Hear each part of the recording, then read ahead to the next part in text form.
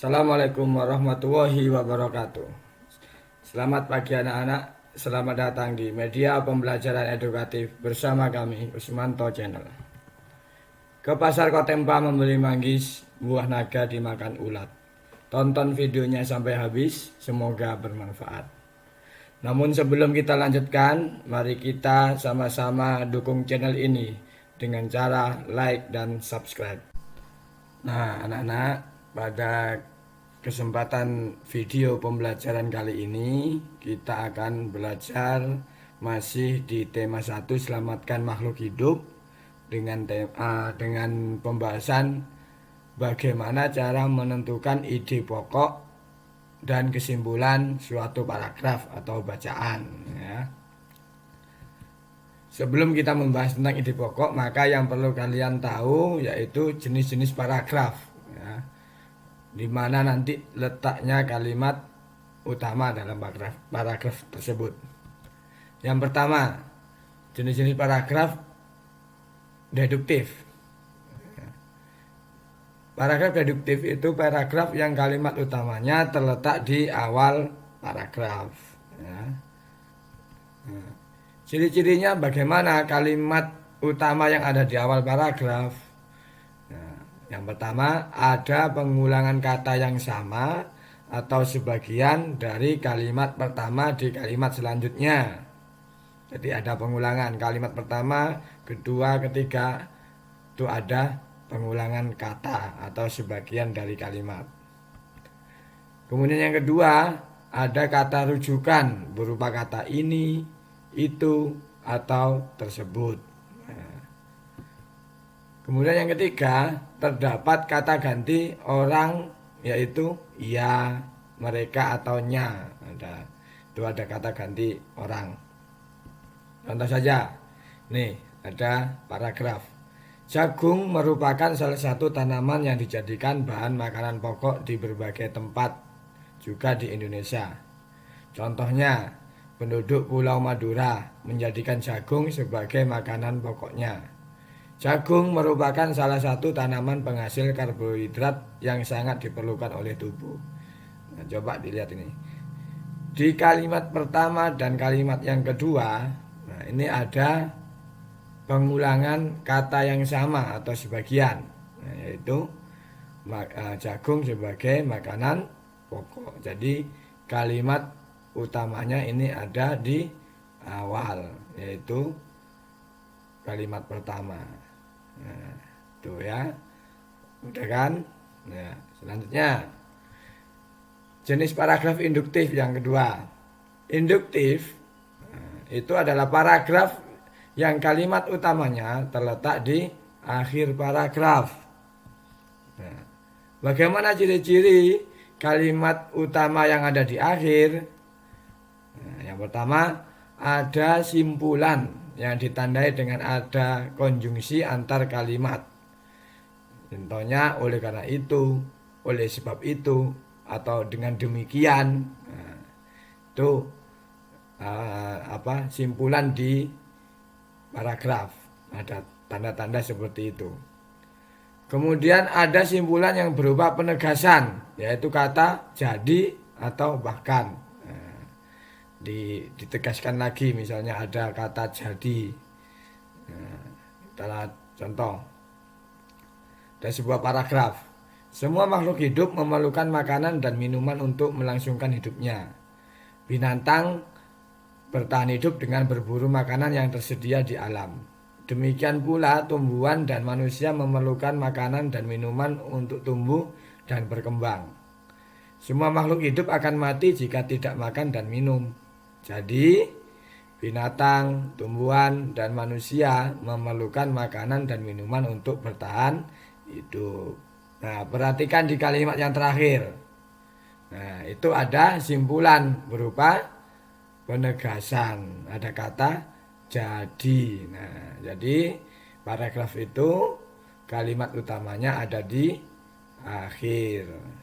Nah, yang ketiga, ada paragraf campuran, yaitu paragraf yang kalimat utamanya terletak di awal dan di akhir paragraf. Nah, Ciri-cirinya bagaimana? Nah, kalimat di awal dan di akhir itu mengandung ciri yang telah disampaikan sebelumnya. Jadi intinya kalimat yang awal dan akhir itu sama, mirip, ya. Nah, contoh, eceng gondok dianggap sebagai gulma yang dapat merusak lingkungan perairan. Eceng gondok dapat mudah menyebar di saluran air. Bagi masyarakat di pinggiran sungai, eceng gondok adalah tumbuhan parasit yang mengotori sungai. Eceng gondok dapat membuat aliran sungai tersumbat. Masyarakat di pinggir danau juga menganggap eceng gondok dapat menghalangi aktivitas mereka di danau. Tak salah jika eceng gondok dianggap sebagai tanaman perusak lingkungan perairan.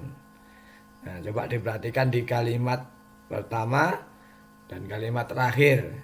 Di situ intinya kalimatnya itu sama tentang eceng gondok sebagai perusak lingkungan perairan. Jadi kalimat utamanya ada di awal dan di akhir. Nah, yang perlu kalian ingat di dalam mengerjakan soal, atau nanti kalau ada semester ujian, ini jarang sih ya seperti ini. Nah, kemudian menentukan ide pokok bacaan. Ide pokok adalah ide atau gagasan yang dibahas dalam suatu paragraf. Nama lain dari ide pokok itu gagasan utama, gagasan pokok. Itu nama lainnya. Bagaimana cara menentukan ide pokok? Yang pertama, kalian harus membaca keseluruhan teks. Ya, jangan hanya dibaca separuh, harus dibaca keseluruhannya. Yang kedua, memahami isi teks bacaan tersebut. Nah, setelah dibaca kalian pahami. Yang ketiga, tentukan kalimat utamanya. Kalimat utamanya itu ada di mana? Ada di awal atau di akhir atau awal dan akhir. Nah, setelah kalian menemukan kalimat utamanya, maka kalian akan menemukan ide pokok bacaan. Karena ide pokok bacaan itu terdapat di kalimat utama. Bagaimana menemukannya?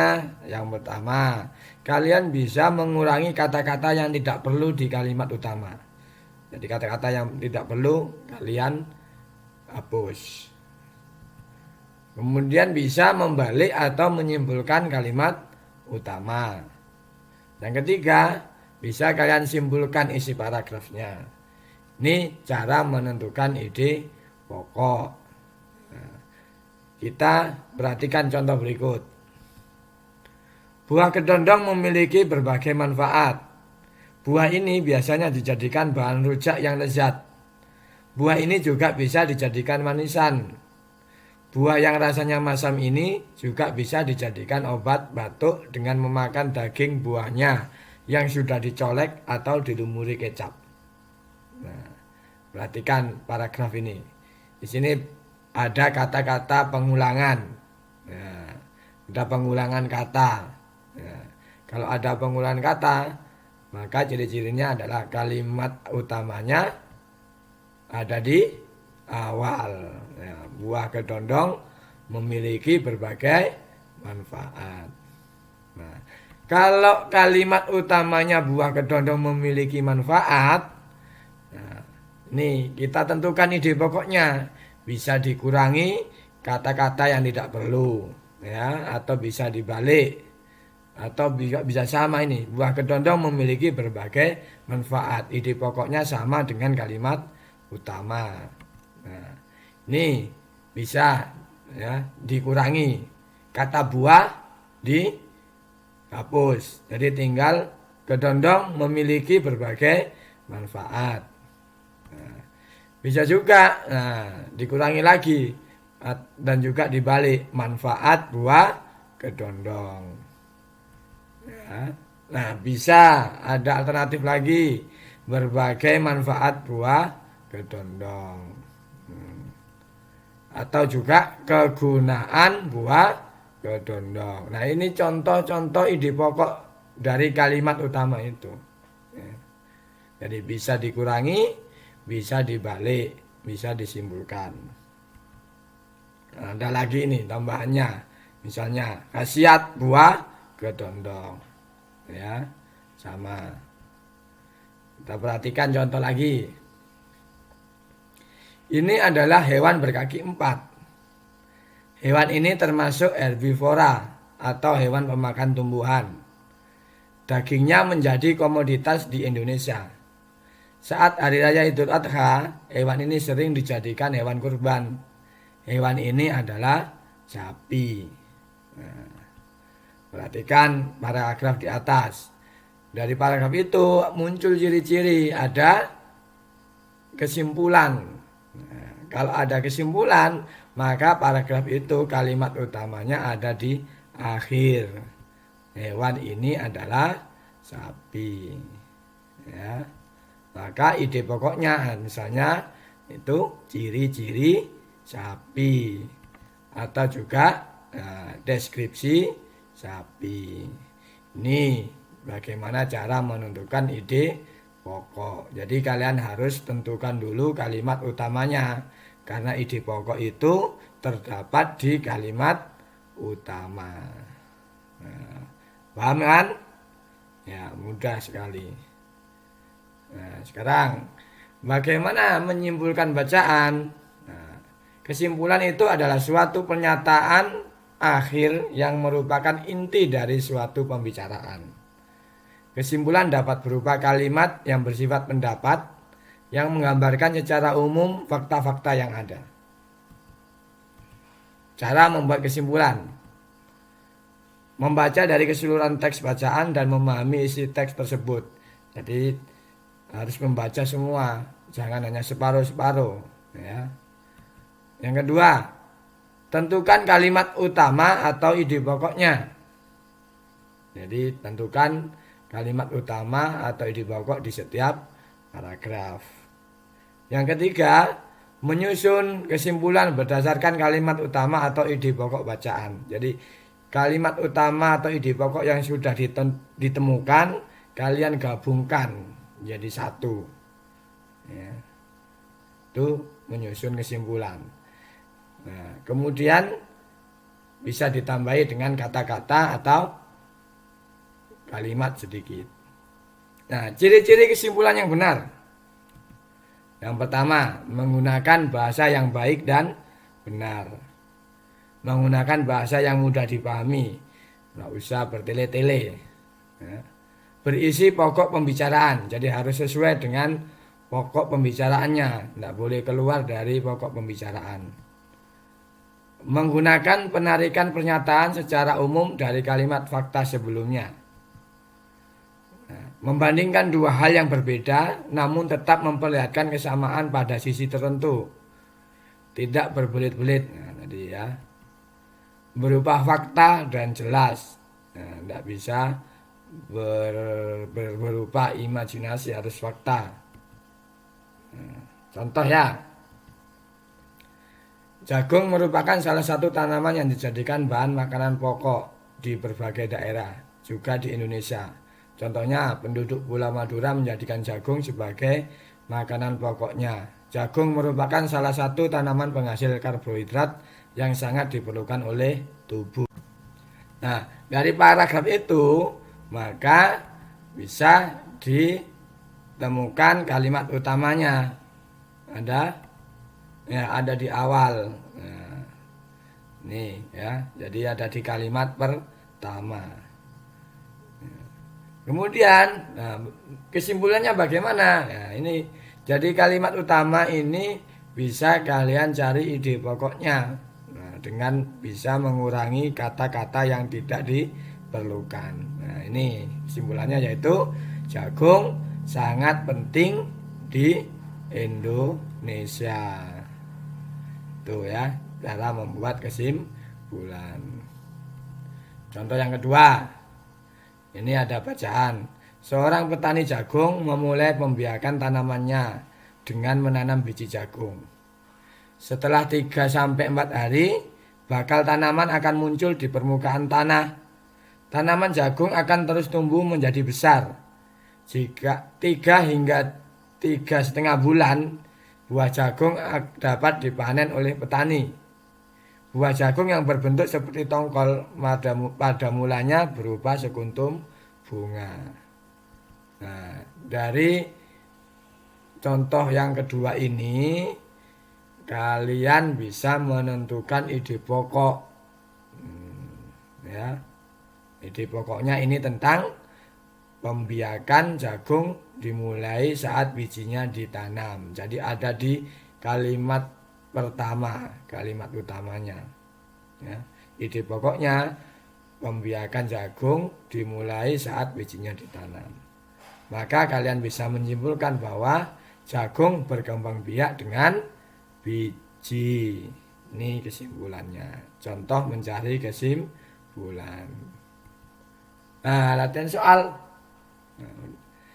Ya, seperti biasa.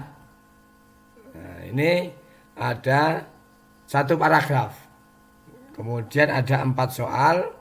Kalian kerjakan di buku tulis, jawabannya kalian kirim ke WA di foto, ya.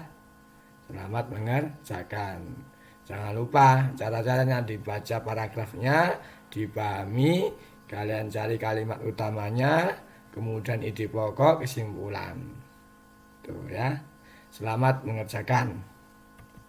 Terima kasih untuk pembelajaran kali ini tentang menentukan ide pokok dan kesimpulan bacaan. Nah, tetap belajar, semoga bermanfaat. Sampai ketemu di video pembelajaran selanjutnya. Saya akhiri. Assalamualaikum warahmatullahi wabarakatuh.